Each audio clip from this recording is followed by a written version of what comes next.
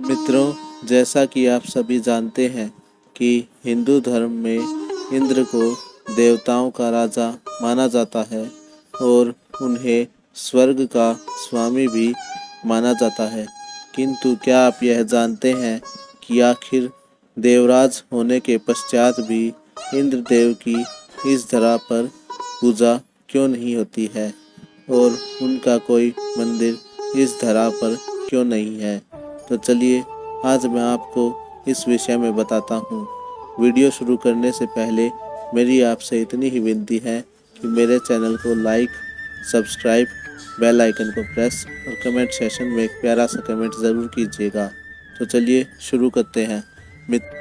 मित्रों, हिंदू धर्म ग्रंथों के अनुसार इंद्रदेव कोई नाम नहीं है, यह तो एक पद है जिस पर त्रिमूर्ति किसी न किसी मनुष्य को नियुक्त करती है, जो इस तप से इस पद को प्राप्त करता है और इस पद के प्रति निष्ठावान रहता है।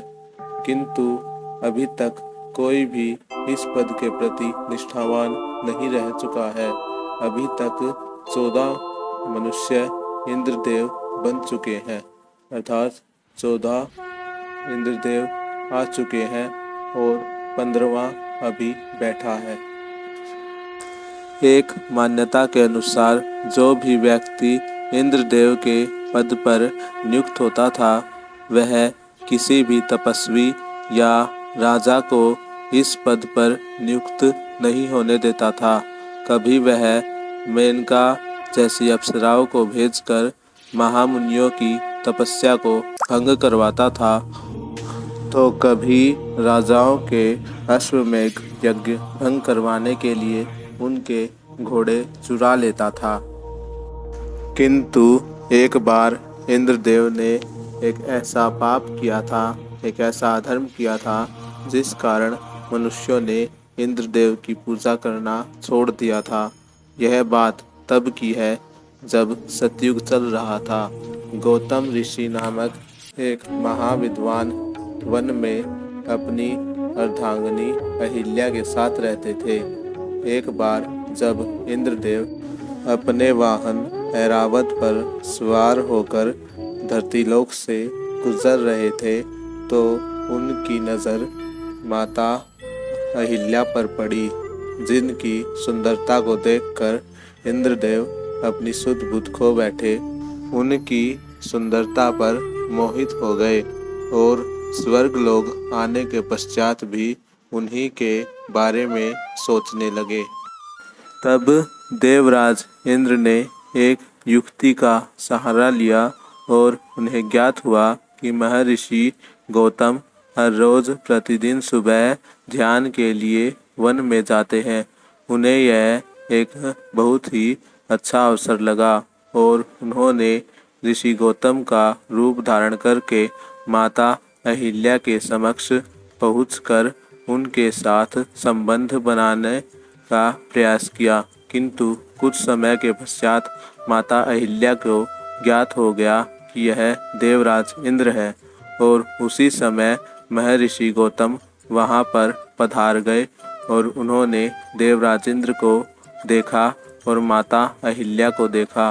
तब माता अहिल्या को गौतम ऋषि ने यह श्राप दिया कि वह पाषाण की हो जाएंगी और देवराज इंद्र को यह श्राप दिया कि उनकी सुंदरता अब एक कुरूप रूप में परिवर्तित हो जाएगी, अर्थात उनके ऊपर बहुत सी योनियां आ जाएंगी।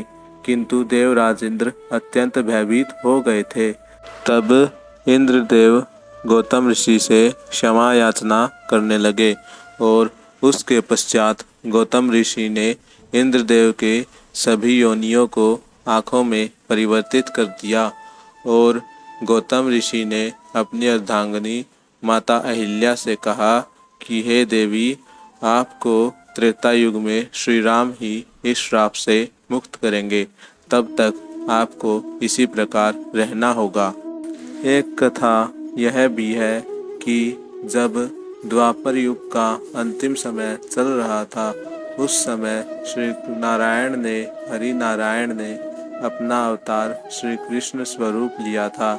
उस समय जब श्री कृष्ण वृंदावन में निवास कर रहे थे और वह 7 वर्ष के थे, तब श्री कृष्ण ने देखा कि सभी वृंदावनवासी किसी देव की पूजा कर रहे हैं और वह इंद्रदेव की पूजा कर रहे थे।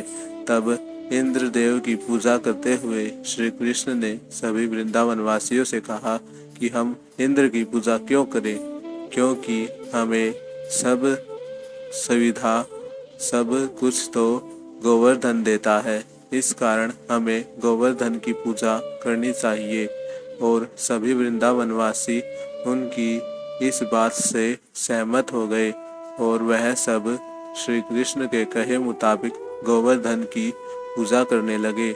जब इंद्र ने यह सब देखा तो वह अत्यंत क्रोधित हुआ और उसने वृंदावनवासियों पर अपने मेघ सेनापतियों से कहकर अत्यंत मूसलाधार बारिश करवाई, जिस कारण वृंदावन डूबने लगा। तब श्री कृष्ण ने अपनी एक उंगली पर गोवर्धन को उठाकर सभी वृंदावनवासियों को आश्रय दिया और कुछ समय के पश्चात जब इंद्रदेव स्वयं श्री कृष्ण से लड़ने आए तो वह युद्ध में पराजित हो गए और बुरी तरह से अपमानित हो गए। इंद्र ने श्री कृष्ण से क्षमा मांगी और उस दिन के पश्चात से इंद्रोत्सव की जगह गोवर्धन उत्सव मनाया जाने लगा और गोवर्धन की पूजा की जाने लगी। मित्रों, अगर आपको मेरी ये वीडियो पसंद आए तो इस चैनल को सब्सक्राइब कीजिएगा, बेल आइकन को प्रेस कीजिएगा, कमेंट सेशन में छोटी सी कमेंट कीजिएगा और इस वीडियो को लाइक ज़रूर कर दीजिएगा। Thank you so much.